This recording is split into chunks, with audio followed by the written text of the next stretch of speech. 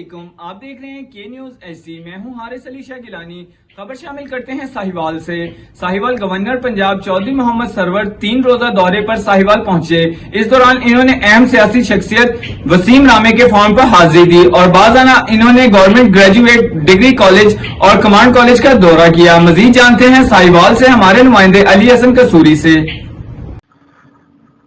جی بالکل، ساہیوال گورنر پنجاب چودھری محمد سرور کے دورہ ساہیوال کے موقع پر اکنال ریسٹ ہاؤس میں پی ٹی آئی کے سینئر عہدیداران اور پارٹی کے ٹکٹ ہولڈرز نے ملاقات کی اور انہیں اپنے مسائل کے بارے میں آگاہ کیا، جس پر گورنر صاحب نے انہیں اپنے تعاون کا یقین دلایا۔